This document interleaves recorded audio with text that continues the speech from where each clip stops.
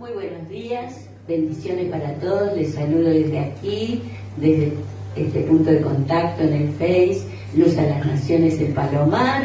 Les saludamos a todos los correntinos, los entrerrianos y a todos los municipios de aquí, de Gran Buenos Aires, y específicamente el de aquí, de Palomar Morón, y los que estamos aquí decimos amén. Y vamos a compartir la palabra del Señor en este día en San Juan 17:11, que dice así la palabra del Señor: y ya no estoy en el mundo, mas estos están en el mundo, y yo voy a ti, Padre Santo, a los que me has dado, guárdalos en tu nombre, para que sean uno, así como nosotros. Y allí el Señor estuvo dando en esa última oración en San Juan capítulo 17, antes de ir a la cruz. Él estuvo allí hablando con el Padre acerca de nosotros y pedía por la unidad de la iglesia. ¿Por qué será, no? Por la unidad. Porque aún Él, siendo el Mesías y haciendo milagros y enseñando a los apóstoles y dando muestras de que Él era el Mesías, aún Él no pudo hacer de que todos sus apóstoles estén contentos. Había algunos que querían el primer lugar, había otro que le gustaba el dinero, que lo llegó a vender a Él. Había otros que eran muy impulsivos, que uno le cortó la oreja a Malco y el Señor tuvo que hacer un milagro para dar testimonio de que no era por la violencia. Amén. Así que si el Señor no pudo dejarlos contentos a todos, hay un porqué. Y es porque a veces no todos quieren entrar en esta unidad. No todos quieren pensar en lo de los otros, sino que piensan en lo de los suyos propios. Hay mucha mezquindad. Así que el Señor entonces, allí en el 17:21 dice: para que todos sean uno, como tú, oh Padre, en mí y yo en ti, que también ellos sean uno en nosotros, para que el mundo crea que tú me enviaste. O sea que van a ser uno si ellos están en nosotros, si ellos están en el Señor, si ellos están enfocados en Dios. Y en el 26c dice: para que el amor con que me has amado esté en ellos y yo en ellos. O sea que allí la clave para la unidad es estar en Él y tener ese amor entre nosotros. Amén. Esa demostración de amor que no siempre se ve. Amén. Y quiero compartir con ustedes el tema: cómo guardar la unidad en la iglesia. Cómo guardar la unidad en la iglesia. Y número uno, tenemos que decir que tenemos que ver la base de esta unidad, que allí en Efesios 4, 1 y 3, Efesios 4, 1 y 3 dice: yo pues, dice el título, la unidad del Espíritu. Yo pues, preso en el Señor, os ruego que andéis como es digno de la vocación con que fuisteis llamados. Es muy importante de que Pablo allí desde la cárcel ruega de que andemos como es digno. Lo contrario es no andar, es andar indignamente, no como el Señor lo mandó. Y en el 3 dice: solícitos en guardar la unidad del Espíritu en el vínculo de la paz. Y sabe que este solícito, dice la BLA, mantengan entre ustedes lazos de paz y permanezcan unidos en el mismo espíritu. En la NTV dice, hagan todo lo posible por mantenerse unidos en el espíritu y en lazos enlazados mediante la paz. En la TLA dice, hagan todo lo posible por vivir en paz para que no pierdan la unidad que el Espíritu les dio. O sea que nos insta allí Pablo que hagamos lo posible, que mantengamos estos lazos, que nos mantengamos en el espíritu de unidad. Porque hay otra actitud, que no es la del espíritu, que es la de la carne, que comienza a luchar, que comienza a oponerse a la unidad del Señor. Por eso, en primer lugar, tenemos que ver la base de esta unidad. Y dice que tenemos que pensar en lo que compartimos en común. Allí, en el versículo de Efesios, dice en el 4:4, compartimos un cuerpo, somos del mismo cuerpo de este lugar, amén, y del cuerpo de Cristo en todo el mundo, y un espíritu, con mayúscula, como fuisteis también llamados en una misma esperanza de vuestra vocación, un Señor, una fe, un bautismo, un Dios y Padre de todos, el cual es sobre todos y por todos y en todos. Fuimos llamados en una misma esperanza. ¿Cuántos sintieron este llamado? ¿Cómo vinimos nosotros sin esperanza? Tan tristes, tan golpeados, sin saber lo que sería de nuestro futuro. Pero en Él encontramos esperanza. ¿Cuántos dicen amén? Amén. Gloria a Dios. Y sabe que si esta base es tan fuerte, porque tenemos un espíritu, un Padre, una fe, un bautismo, todos aquellos que llegan al Señor tienen que obedecer al Señor. Yo me quiero bautizar, yo quiero comprometerme con Dios, yo quiero ser parte de la iglesia del Señor. Así que la base es fuerte de parte de Dios, pero aún teniendo esta base tan fuerte, teológica y con la presencia de Dios, también hay conflictos. Y hay conflictos en las iglesias. Acá también hay conflictos, pequeños, grandes. ¿Y es por qué? ¿Por qué hay conflictos? Porque se está atendiendo a las cosas que nos dividen, no a las que nos unen. Allí en 1 Corintios 3:3, Pablo le decía a los corintios, porque aún sois carnales, pues habiendo entre vosotros celos, contiendas y disensiones. ¿Qué es disensión? Oposición o contrariedad en el parecer y en el propósito. ¿Vio? Cuando uno, no, pero yo no estoy de acuerdo, no sé lo que están diciendo, pero no me opongo. Entonces hay conflictos por causa de los que son carnales.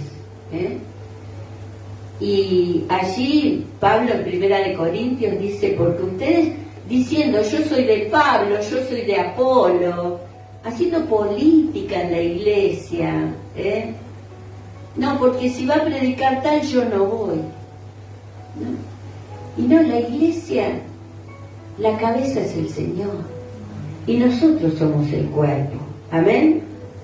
En 2 de Timoteo 4:14, allí Pablo, antes de ser ejecutado, habla y dice, Alejandro el calderero me ha causado muchos males. El Señor le pague conforme a sus hechos. Guárdate tú también de él, le dice a Timoteo, pues en gran manera se ha opuesto a nuestras palabras. Quiere decir que Pablo también sentía este conflicto. En medio de nosotros, hermanos, cuando usted quiere conocer a alguien, tiene que escuchar lo que dice, ¿no? Y si está hablando mal de un líder, está hablando de la iglesia mal, si se está oponiendo a todo lo que se está haciendo, lo que se enseña por medio de la palabra, está causando ¿qué? Mucho mal a la iglesia del Señor. Entonces, tenemos que, ante la base de lo que es el Señor para nosotros, la misericordia que ha tenido, que podamos nosotros evitar los conflictos. No pensar en tener tanto celo de la pastora, de los hermanos. Hermanos, yo soy pastora de todos ustedes, no es de algunas personas. Y no es la primera vez, hace muchos años que yo estoy aquí. Hubo personas que estuvieron al lado mío, se fueron, por celos. No a todos yo le puedo encargar algo, porque no todos entienden lo que se debe hacer.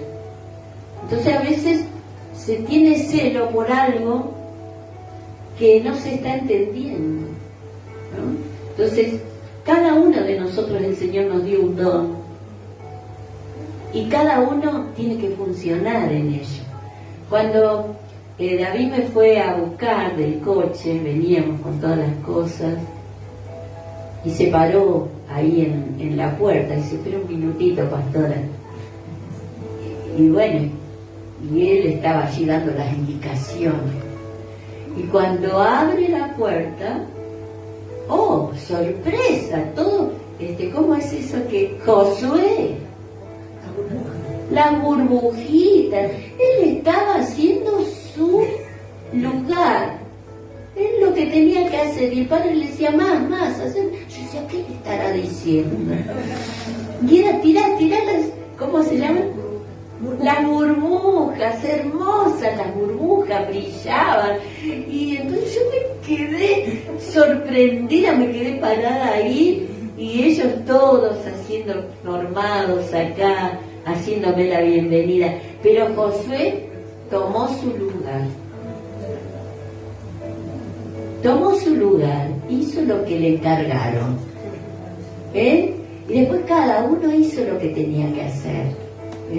Estaban allí paraditos, otros hicieron allí el mural, otros hicieron esto que aquí está atrás, el regalo. Yo les agradezco tanto. Pero qué bueno que Josué, porque me llamó la atención, que él sabía lo que tenía que hacer y él seguía tirando las burbujas y a mí me encantaba. Y así es el Señor, que quiere que cada uno de nosotros tengamos un lugar para hacerlo para Dios. Y mire usted como Pablo, porque a veces dice usted, pero no hablemos de estas personas que hacen tanto mal a la obra. Si Pablo se acuerda allí y le dice, ojo con Alejandro, porque ha causado muchos males, porque se ha opuesto. Solamente el oponerse a la palabra que nosotros le hemos enseñado ya está causando ¿qué? Conflictos, está causando problemas. El Señor quiere que sintamos esa unidad. Amén. Que el Señor pidió en San Juan 17. Número 2, soporta con paciencia. En Efesios 4:2 dice, ¿de qué manera? Con toda humildad y mansedumbre, soportándoos con paciencia los unos a los otros. Y hay que soportar, ¿bien? Cuando haya, no sé cuándo va a cambiar esta persona, ¿no? Entonces dice que tenemos que tener ¿qué? Paciencia.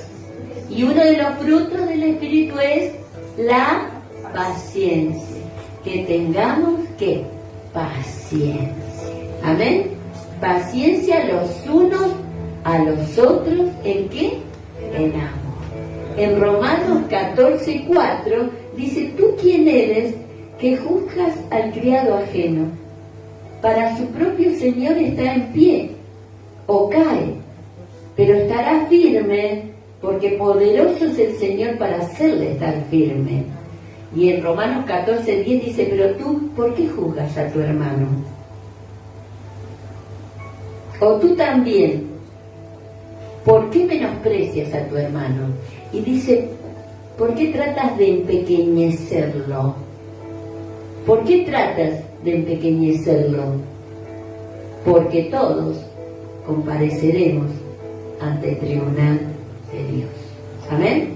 O sea que aquel que a veces sigue con los mismos conflictos, nosotros tenemos que soportar con paciencia, pero también el Señor dice: no juzgues, porque el juicio trae que crítica, murmuración, chisme. Y cuidado, tenemos que tener cuidado con hacer el trabajo de Satanás. ¿Qué hace Satanás? Acusa. ¿Qué hace? Divide, destruye, arruina, mata. Entonces tenemos que tener cuidado de no estar haciendo el trabajo que hace Satanás, de no usar sus armas, sino que tener paciencia los unos a los otros. Amén. Número 3, quiere el Señor que todos lleguemos a la unidad. En Efesios 4:13 y 14 dice: hasta que todos lleguemos a la unidad de la fe y del conocimiento del Hijo de Dios, a un varón perfecto, a la medida de la estatura de la plenitud de Cristo, para que ya no seamos niños fluctuantes, llevados por doquiera de todo viento de doctrina, por estratagema de hombres que para engañar emplean con astucia las artimañas del error. El Señor puso una medida, y esa medida es que todos lleguemos, decir todos. Todos. Quiere el Señor que todos crezcamos, que dice: para que ya no seamos niños. El niño, ¿qué hace? Fluctúa, no entiende, se encapricha, se impone, quiere que se haga su voluntad. Es llevado: mirá, vení conmigo que te doy un chocolate.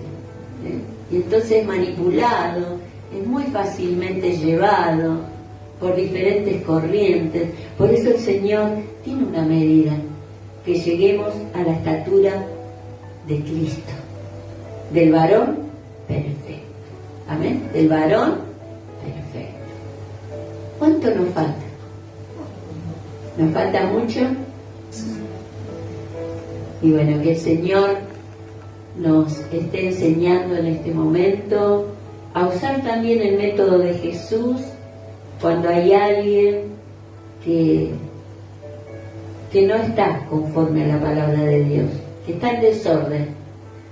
¿Y qué hizo el Señor en su método que nos enseñó? Porque Él dejó toda la doctrina en Mateo 18:15 al 17. Primero, aquel que te hizo algo, llámalo aparte y habla en privado. Si no te escucha, llama a 2 o 3 testigos para confirmar el problema e intentar resolver el problema. Y si no te escucha, plantea el problema ante la iglesia. O sea que el Señor nos enseña a tratar a las diferentes personas que a veces se empecinan en hacer lío y conflictos en la iglesia. Número 5, escucha el consejo de tu pastor. En Hebreos 13:17 dice: obedeced a vuestros pastores, porque ellos que darán cuenta de vosotros a Dios. 13:17, porque ellos velan por vuestras almas, como quienes han de dar cuenta, para que lo hagan con alegría y no quejándose. Porque esto, no es provechoso. Entonces tenemos que escuchar el consejo del pastor. Amén. No andar en cosas turbias, no escuchar a veces los chismes, lo que una persona está diciendo, poner atención. Amén. Y en 1 Tesalonicenses 5, 12 y 13, mire lo que dice.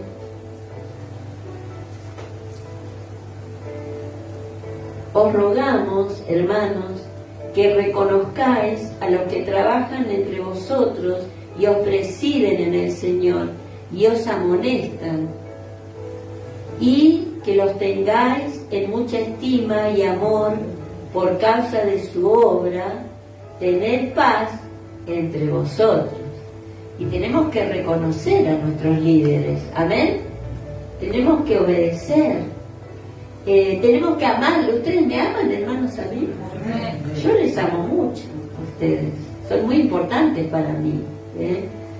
Y allí en la fiesta después, no en la fiesta, teníamos que sacarnos fotos. Estaba mi madre que casi no podía caminar. La llevé porque mi hijo dice, mira, ma, compré unas pizzas, vení que quiero comer con vos porque mis hijos tienen hambre. Así que, bueno, y estaban los hermanos que fueron de acá que también se querían sacar fotos conmigo. Así que estaba tironeada entre mi hijo, mis nietos y también entre los hermanos que yo quería estar. Así que bueno, vine para estar con ellos, nos sacamos fotos, todo, y después nos fuimos allá. Ya estaban comiendo la pizza, pero mamá, te estábamos esperando. Y bueno, entonces a veces, hermanos, nosotros tenemos que repartirnos, amén, repartirnos entre la iglesia y la familia. Pero les amo en el Señor, por eso hice lo que hice anoche, estuve preparando para compartir algo con ustedes. No es mucho, pero sé que ustedes han preparado también, ¿no? Así que esa es la demostración del amor, que obedezcamos, amén, que nos sujetemos. No, a ver qué dice la pastora, amén. Obedecer al consejo del Señor. Y quiero concluir, somos responsables de activar y cuidar la unidad y enseñanza de la iglesia.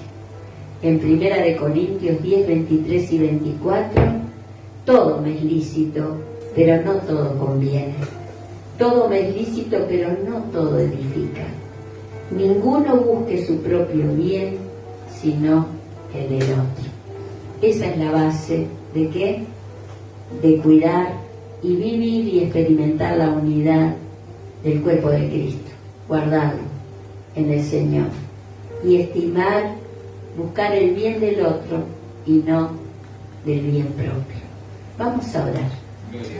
Gracias, Señor, por este día que tú nos has regalado.